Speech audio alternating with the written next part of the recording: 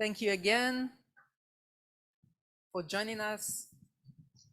I would like to invite Professor Tamar Elor, who is a Sarah Ellen Shine Chair in Sociology and Anthropology at the Hebrew University in Jerusalem. Most of her work was done at the intersection of gender, religion, and knowledge, while doing ethnographic research among 3 different Jewish Orthodox communities. As of 2008, Elor is researching material culture and anthropology of style. Her latest project was an archaeological anthropological collaboration, a dig at the first landfill of the city of Tel Aviv. An exhibition based on the project, The Pit, was opened on March 2021 at the Design Museum Holon. Elor runs an interdisciplinary webinar of graduate students and postdoctorates titled Fauna, Flora, Object. Thank you, Tamar.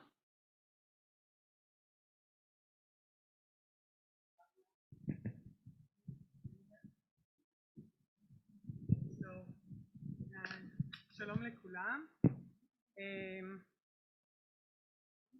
שלום לכולם. It's going to be awkward to do it in English, but we're international. So yeah. How many of you participated yesterday in the excursion to the, okay. Some.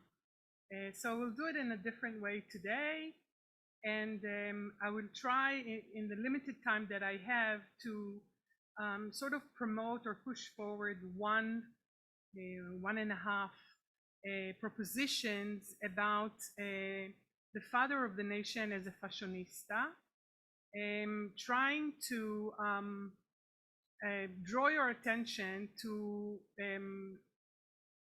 the role of Ben Gurion, as known as or titled as the father of the nation, his awareness to fashion and his use of his dressed and undressed body as part of his national project. I think there is a vast, rich research on Ben Gurion. Luckily, as some of you have seen yesterday, a lot of his, or maybe most of his wardrobe was saved both in Tel Aviv, and we have here with us the curator of a beautiful show that was done out of his wardrobe in Tel Aviv, in his house in Tel Aviv, and all of his wardrobe or a lot of his wardrobe in Sde Boker is well preserved too. So actually the idea to try and think about the wardrobe of Ben Gurion and its role in the nation building came to my mind when I was in India working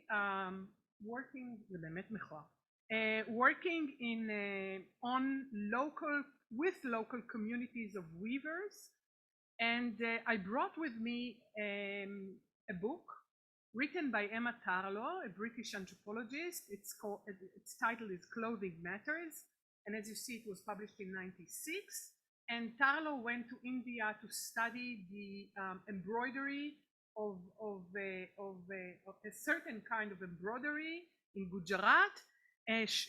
Soon enough, she found herself in the archives in Delhi, and she was trying to understand the history of fashion, the history of the modern fashion in India, which is a chapter or the latest chapter of a very, very deep, rich history of fashion in this subcontinent. We know that in India, those of you who've been there and those of you who haven't been there, each region has its own wardrobe. It's divided to Muslims and Hindus and a little bit of Christians, and the north, the cooler north, and the very warm south.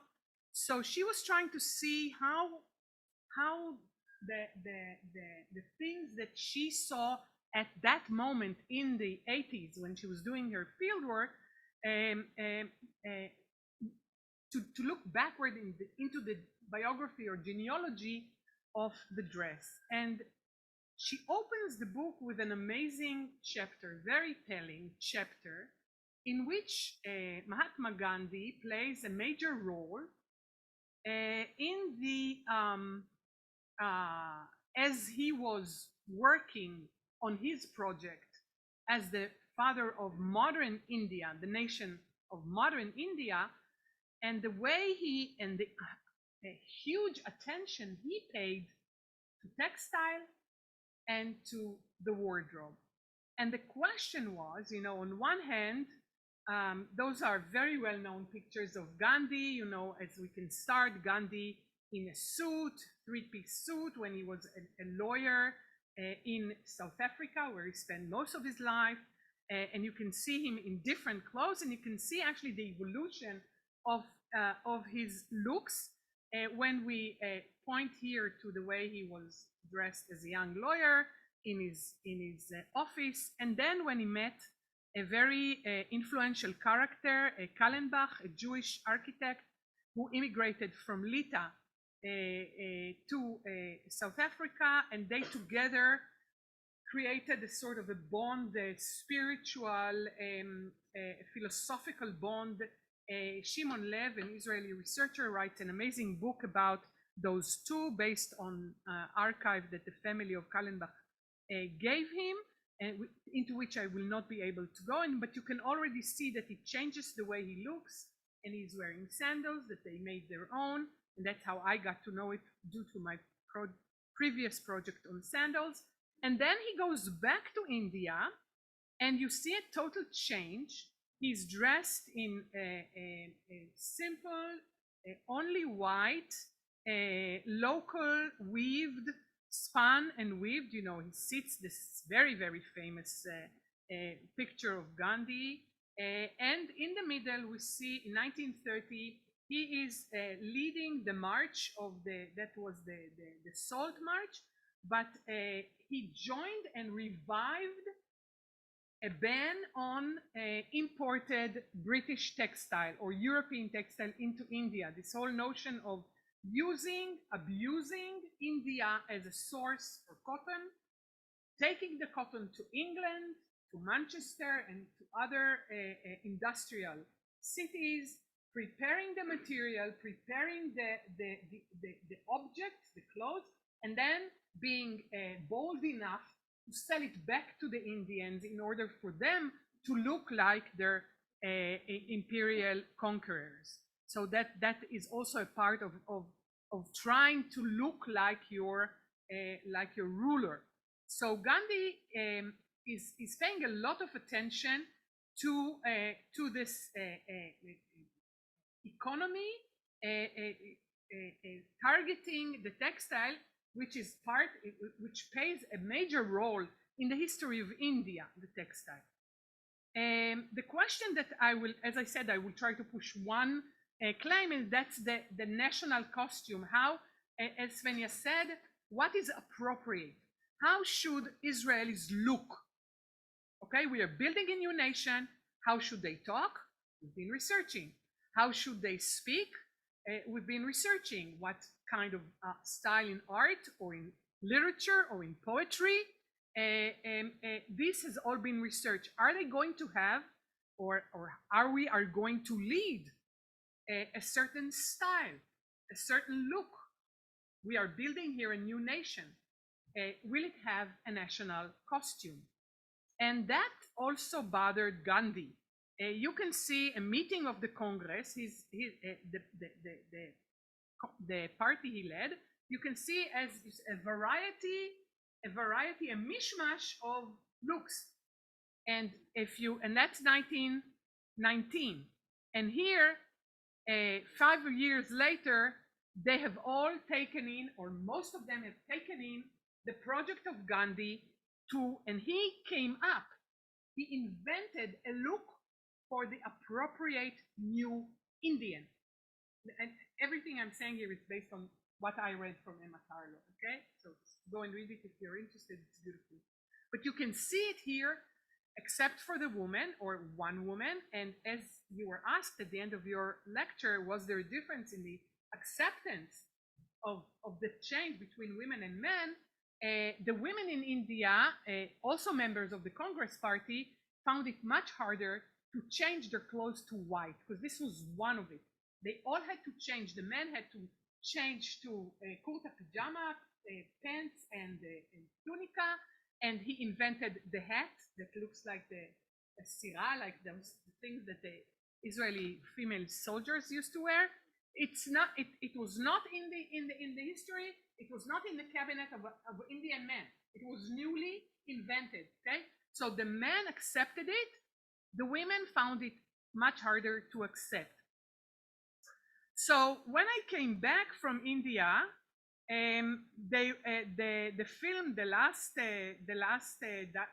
interview was screened in movie theaters, and I was looking at that Gurion in this picture, and a long part of the interview he was dressed like this in his library at the Boker, and I could tell that this man already, it's towards the end of his life, is sitting there staging, that very carefully staging the set. It's a library. He is like the local Israeli Cambridge professor, okay, in a corduroy pants. We can't see it here, but I've seen these pants and I've touched them, and a sweater, a sort of yellowish khaki sweater, and I felt that this man was very much aware of what he was doing fashion-wise. When we think of Ben Gurion, usually, when I talk about it, say, חכי, חכי, חכי, חכי, חכי, חכי, פרזנטור של עטה, בגד ים, עומד על הראש.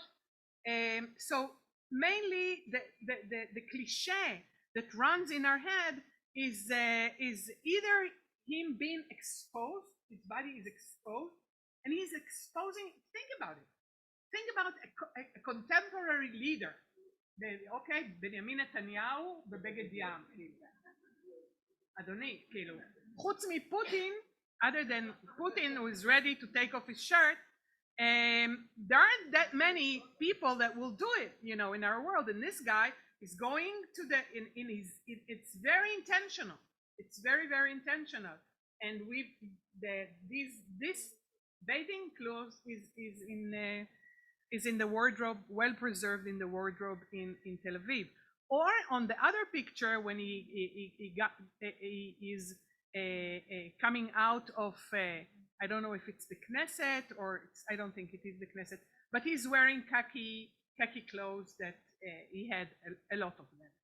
So I will introduce two terms that follow my work, and that's the Swadashi and the Kadi, taken also from the history of from India. Swadashi, if I will have to translate it to Hebrew, it's תוצרת הארץ, and the Swadashi movement was a self-sufficiency movement that was part of the Indian independence movement and contributed to the development of Indian nationalism.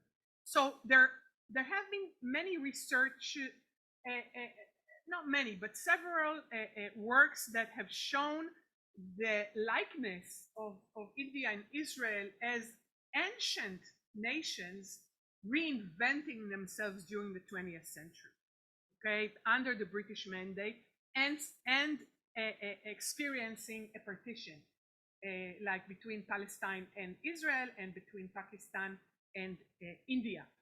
But the Swadashi is a movement from the beginning of the 20th century that you can see it was very intentional toward buying and using only things produced in the country as an anti-imperialist, anti-colonialist movement. Okay, another term is Kadi, which is a hand-spun and woven natural cloth. It can be in India, cotton, wool, silk, or linen. Those four. No others, okay? So it's hand woven.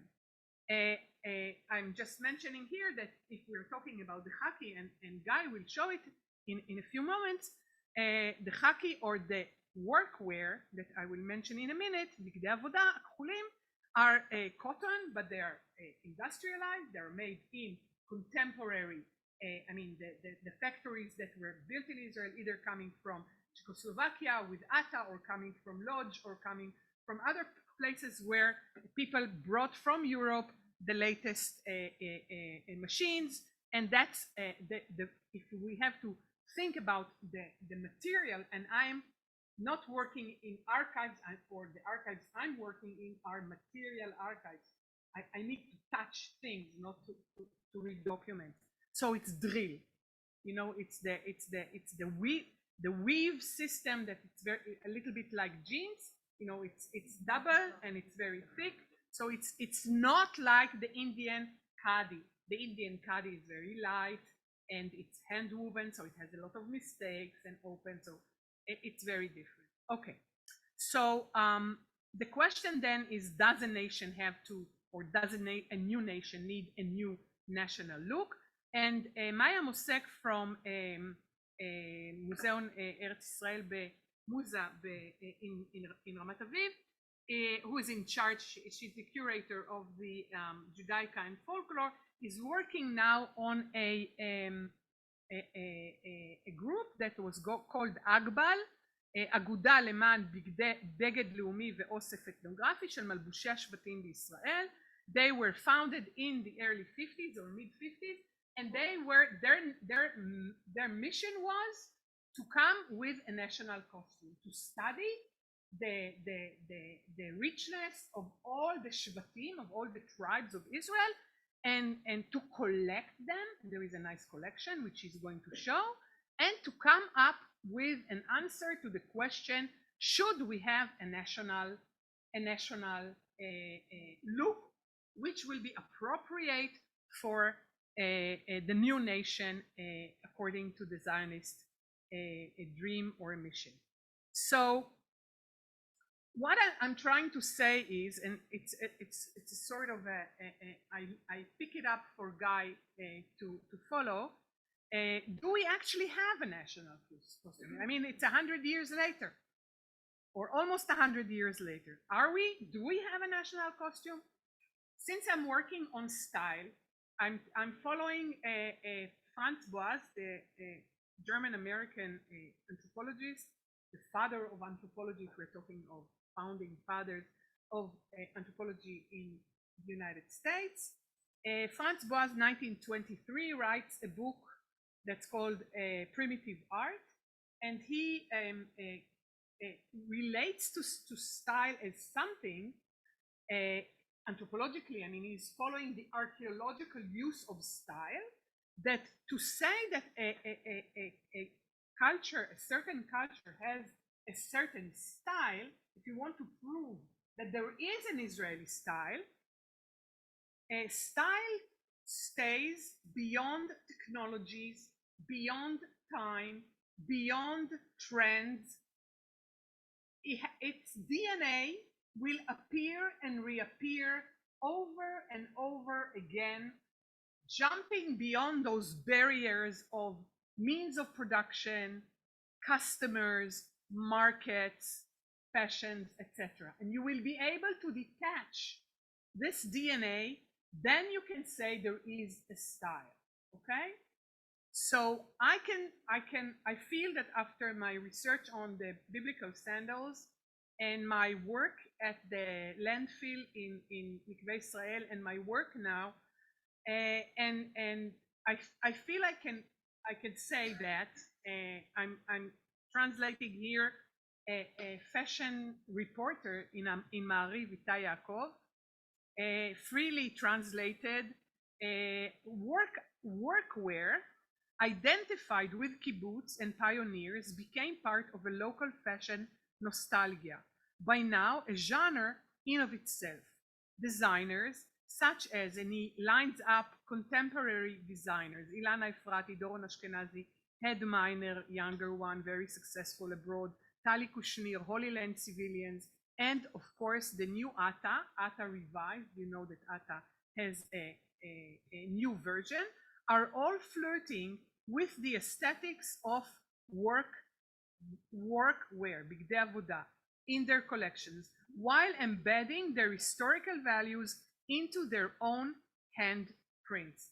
That means that in their בכתב היד, in the handprint of contemporary designers that may target to international, like Holy Land in a way, or more so Headminer, that are conversing with contemporary fashion, embedding or dialoguing with this DNA of work war. And it's no wonder that the pictures that Svenja showed us tried first and foremost to convey that these people that we are seeing are people, men and women at work.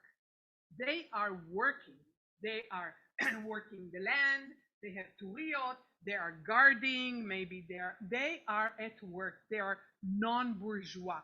The non-bourgeois is something that needs to be established in the style, in the cut, in the material, in the color. Okay? Now, let us not forget, and you worked with Anat Hellman, that we are talking about the dominant, a dominant a group. Today we will use the privileged, the groups that were trying, or at that time ruling, the l'air du temps, the street de temps, but at the same time on the streets of Tel Aviv. My father was a revisionist who walked with, although he was a worker in a builder, but he was walking around in the afternoon with his suit, and he saw his suit as a political argument. And 1st of May, he had his day off. He was forced to take his day off. He was a common worker. He would say to me, let's go to the march, and today I will wear my blue shirt. He had a different day. I will allow them. I will wear my blue shirt. So everyone was aware of the political use of it. Okay. So now I guess I have 5 minutes or so, 10 minutes. Okay. So let's get to Ben Gurion, because he's the guy here. So what I've been doing is working where you were yesterday. I was opening the cabinets. Luckily enough, these things were more or less well preserved, and lately they were cleaned and reorganized. And I spent 2 days going one by one on everything that's in the cabinet. This cabinet, by the way, you know, sometimes you have an idea, Gandhi, Ben Gurion, comparing them, maybe it's only in my head, and then I walk into the room, and you saw yesterday, there's only one picture. There's only one picture in his room that it's not his family, and that's the portrait of Gandhi. So the workers, every day he went to sleep, every morning he woke up, he saw Gandhi. And the whole thing, as I say, Shimon Lev talks about this whole relation between the Zionist leaders and Gandhi. But this cabinet is named by the workers, and of Tzrif in Ben Gurion, they call it the Gandhi cabinet, because it's near his picture. So this is the Gandhi cabinet with Ben Gurion's clothes. Sometimes someone does the work for the anthropologists. Okay, this is how it looks. They have a little bit, they have Seudat Teimot. They have some things that are not covered to show his different style and the shoes, and the other things are covered, and this is the other side. You can see the vast amount of khaki that he has.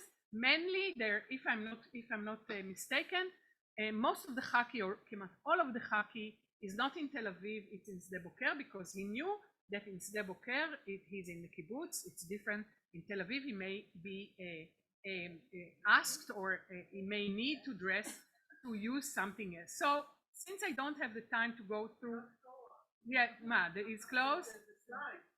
Yeah, well, this is, I mean, I was interested in where were the things produced, who produced them, what kind of material is it, were they made in Israel, were they made or bought abroad, is it only Ata the khaki, are there other producers, etc., etc. Did he had a lot of army clothes in his, I mean, today you have, you know, it's a felony. You are not allowed, if you are not in Miluim service, and today a lot of people are not in Miluim service, and may God take the others out of the Miluim, excuse me for the comment, he was not doing Miluim, and he had army dress. in his cabinet. I will only show maybe because he had a huge amount of suits. There were different makers of the suits, and thanks to the amazing work of Adas Fisher, who wrote an MA about suits in the mandate time, I could relate and I could see the prices of she has an amazing list of from the most expensive tailors to the least expensive tailors, and Ben Gurion was working with the most expensive tailors, talking about bourgeois. He had also a huge selection of suits that were bought in the United States, mainly, more or less in the same house, but it's a sort of a department store. So there were different makers for that department store. He goes back to this department store over and over again. And no, it's not because of Paula. Ever since Paula was buying it, Paula was no. From what I learned, from what I see, he was very interested. Many times he went shopping without Paula, and a lot of Jews took him to shop. Ata, as you can see, there is another maker, Milat, and you can see here the old logo of Ata, and it's written in Hebrew, English, and Arabic due to the mandatory law, I think. And that's the old logo, and that's the newer one, and it's already sanforized. And here you can see the number that someone had to embroider on his shirt because it went to the laundry of the kibbutz, and you had to have your number. And so I was having fun there many days, but let me sum it all up for you. And here we have Aron Gandhi. I made a whole list of what's in Aron Gandhi, and that's from Ben Gurion, although it's not totally up to date, but we made it okay, so you have it in. So now I have the summary of both, and I will conclude with that. The clothes in both wardrobes, 37 suits, more than half were made abroad. Rosenbaum and Flex dominant in Israel. They were the Israeli maker he used to work. 9 army suits, 44 button shirts, 90% of them made in England and the US. In Israel, it was Lahav, the dominant among the Israeli makers. 28 ties, 14 khaki shirts. Okay, khaki shirts. If you wear every day a khaki shirt, why did you have to have 14? 14 khaki shirts. 19 khaki pants. Almost most of them were made in Israel, not all of them. 4 pairs of shoes, 3 made in Italy, 1 in England. So, coming back to the Swadeshi, to this thing here, or to this proposition, do we actually have a national costume? Ben Gurion, other than Gandhi, Ben Gurion was flexible. Ben Gurion was a man of his time in the sense that, other than Gandhi, he didn't think that a new nation in the 20th century can rely on hand-woven materials and not on industry, can rely on one look that will synthetically made to convey simplicity, humility, scarcity, etc., like Gandhi. Gandhi ended his life almost naked. As the days went on and on, he became thinner and thinner and wore less and less. Okay, Ben Gurion was not like that. Okay, maybe he took care of his body. I mean, a person brings to the world whatever he has. He made the most out of it. The thing is that he was versatile. He was playful. He created performances. He changed his look from a situation to a situation.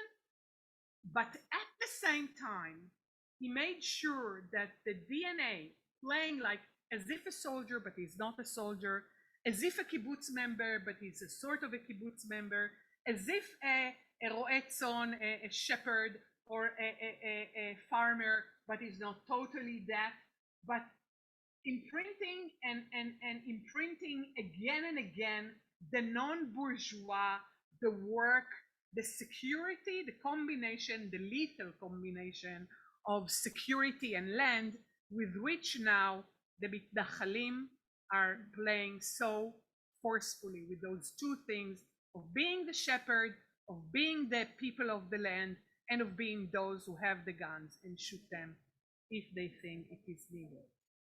Thank you.